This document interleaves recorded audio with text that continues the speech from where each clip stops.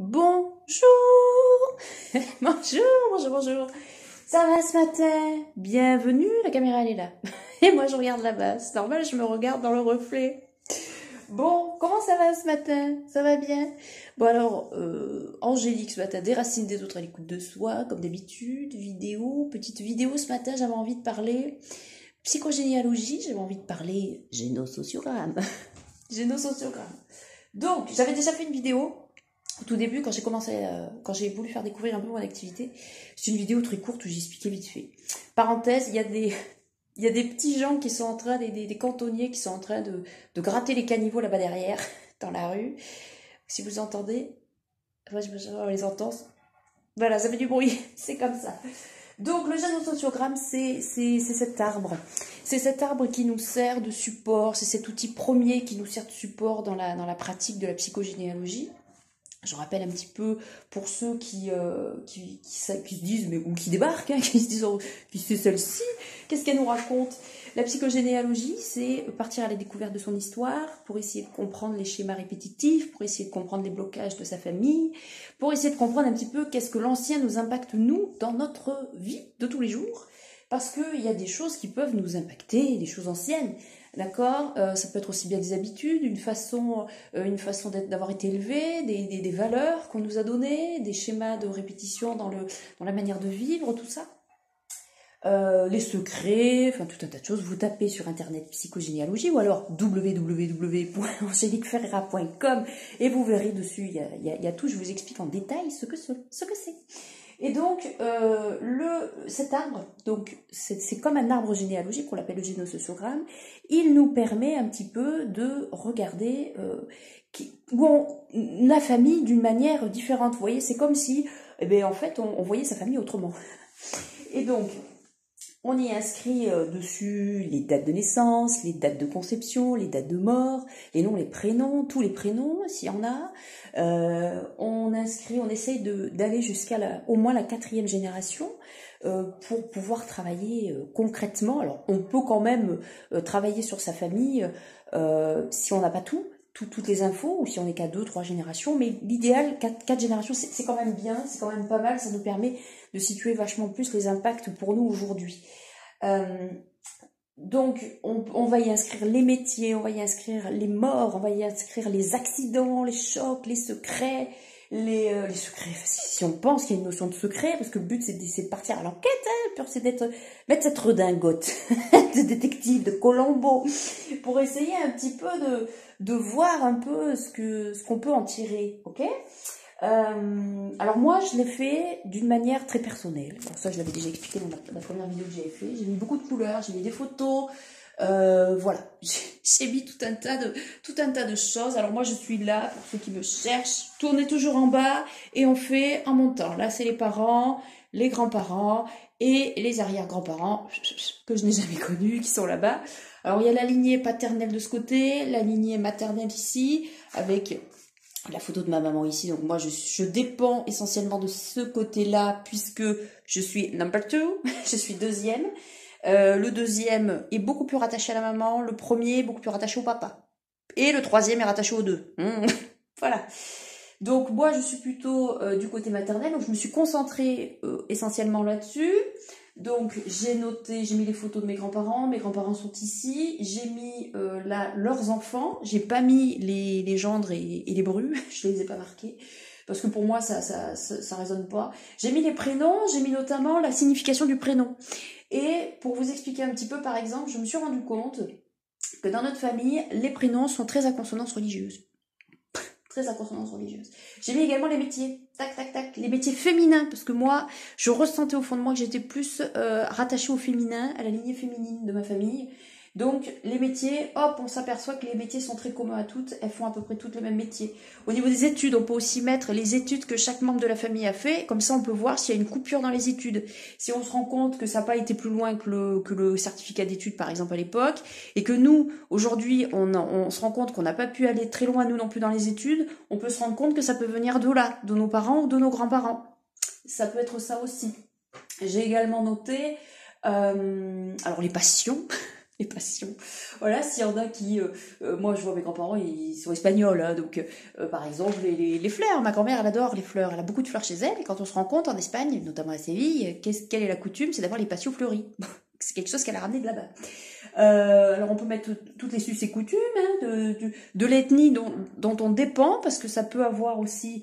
ça peut aider à comprendre certaines passions, des choses que l'on aime. Moi j'aime beaucoup le dessin, j'aime beaucoup la peinture. Dans la famille de ma maman, ils aiment beaucoup la musique, donc il y a un côté artistique qui demande peut-être à être développé, parce que la psychogénéalogie ne sert pas qu'à ouvrir des tombes et à ne regarder que le négatif. On peut aussi explorer le positif et prendre ce que le positif peut nous aider, nous servir dans notre évolution, tout simplement. Alors j'ai mis également, par exemple au niveau de mon grand-père, j'ai mis l'infanterie dans laquelle il a appartenu quand il a passé son service militaire. Donc j'ai retrouvé des photos. Les maladies aussi que lui il a eu, que ma grand-mère a eu, la manière avec laquelle les frères et sœurs de mes grands-parents ont disparu, si c'est des cancers, c'est des accidents, des chocs, des choses comme ça, parce que ça peut avoir une incidence. Alors l'idéal c'est aussi d'avoir les dates de décès de ces personnes-là, parce que ça peut avoir une incidence sur d'autres personnes de la famille qui sont arrivées après, qui eux aussi ont eu des problèmes dans leur vie, qui ont eu des accidents ou des maladies, par exemple des cancers qui se perpétuent à 50 ans par exemple. Il y a une explication, et on peut en trouver l'origine, on peut trouver qu'est-ce qui s'est passé, quel a été le patient X, le patient X, vous voyez ce que je veux dire? Le patient originel du trauma, de la maladie, ça peut nous aider à en savoir un petit peu plus. J'ai également noté les migrations. Alors pour les gens qui sont venus d'ailleurs, qui ont eu de la famille qui est venue d'ailleurs, c'est important de noter la migration, de savoir à quelle époque à peu près à quelle époque ils sont venus dans le pays qui les a accueillis, pour connaître l'origine. Pourquoi est-ce qu'ils sont partis et dans quelles conditions ils sont partis, dans quelles conditions était le pays qu'ils ont quitté, dans quelles conditions ils ont été accueillis dans le pays d'accueil, parce que ça peut expliquer une forme de stress, ça peut expliquer un traumatisme d'être parti de son pays d'origine, d'avoir laissé là-bas des choses. Et ça permet d'expliquer, par exemple, des schémas dépressifs sur du long terme. Il y a des gens qui ont une dépression, une mélancolie toute leur vie. Alors les gens ils se demandent mais qu'est-ce qu'il a, ça fait 30 ans qu'il est déprimé. Oui mais c'est qu'en même temps s'il a quitté sa famille et qu'il avait une dizaine d'années, que c'est quelqu'un qui a toujours vécu avec une tristesse par exemple, ça peut expliquer que ben voilà on a laissé une partie de soi là-bas, on a laissé ses racines là-bas, et ça peut expliquer un état dépressif, un mal-être intérieur qu'on peut pas forcément expliquer, et ça peut expliquer une grande mélancolie. Ça peut nous aider. On peut également, alors moi j'ai noté, je me lève parce que j'étais par terre, on peut également noter. Moi, je vois par exemple mes grands-parents, ils ont vécu sous le régime Franco. Lumineux personnage à qui on envoie énormément de lumière de là-haut, n'est-ce pas? Toujours. Et donc, en fait, ma grand-mère, elle a eu un schéma d'éducation très particulier. Donc, j'ai retrouvé ce schéma d'éducation qu'elle a reçu. Je me suis rendu compte que ce schéma d'éducation, elle a perpétué à sa fille, inconsciemment bien sûr. Donc c'est pas forcément quelque chose qui moi me sert. Donc en prenant conscience de ce truc-là, je lui ai rendu la valise et je me suis détachée un petit peu de ça parce que ça ne me sert pas. Et donc ce génosociogramme, il nous sert à ça, il nous sert à voir ce qu'on n'arrive pas à percevoir forcément comme ça, mais à le percevoir par écrit. Quand on le voit comme ça, quand on voit les choses comme ça, tout de suite ça s'explique, tout de suite, ah oui d'accord, les dates me parlent, les métiers ça me parle, tout de suite, voilà, ça va nous taper au visage.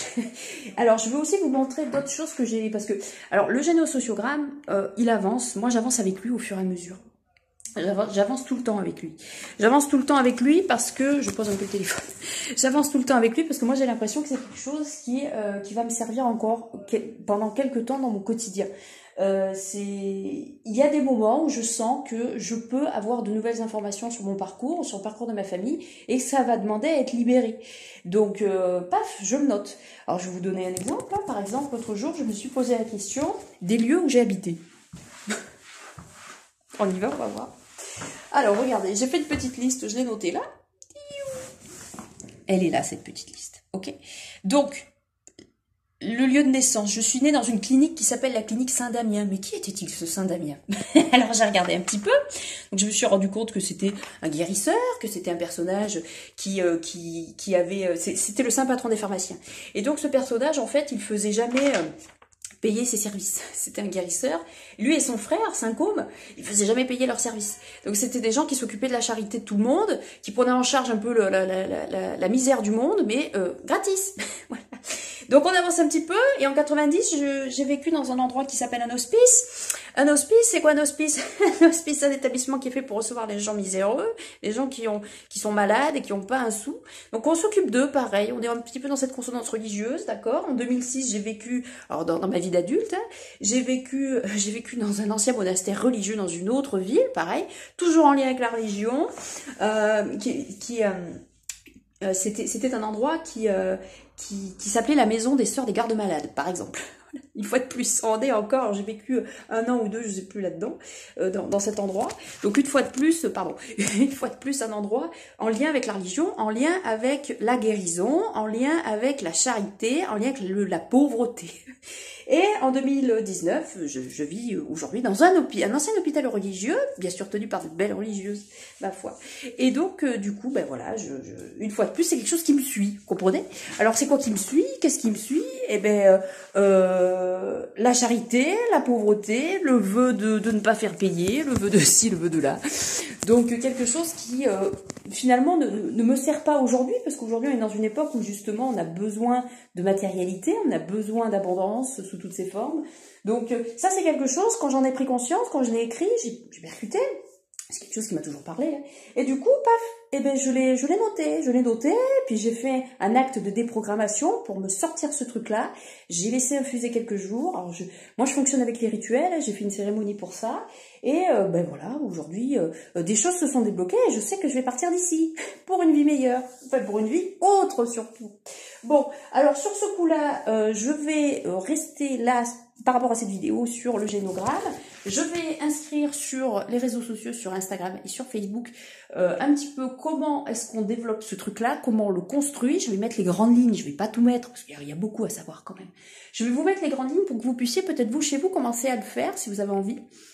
Et je pense également à un atelier via Skype pour pouvoir vous aider, pour ceux que ça intéresse, à approcher un petit peu ce côté de votre famille, d'accord, de le schématiser de façon à pouvoir prendre conscience de certaines choses. Voilà. Donc je vais faire une autre vidéo parce que là je vais pas pouvoir tout mettre, hein, parce qu'on est déjà presque à 13 minutes. Et mon ordinateur ne va pas aimer pouvoir télécharger tout ça. Donc je vais vous faire une autre vidéo pour vous parler de la ligne du temps. Voilà. Donc écoutez, je vous souhaite une belle journée. Pour ceux qui veulent en savoir un petit peu plus, www.angeliqueferreira.com. Pour ceux qui souhaitent me contacter, soins du corps et de l'âme @gmail.com. N'hésitez pas, il y a de la psychogénéalogie, il y a de la spiritualité, il y a de la guidance personnalisée, il y a aussi du soin énergétique parce que on soigne, et oui, comme Saint Damien. Mais là par contre, on se fait payer. Voilà. Bon, je vous souhaite une belle journée, je vous dis à très bientôt alors et merci du soutien. Ciao ciao.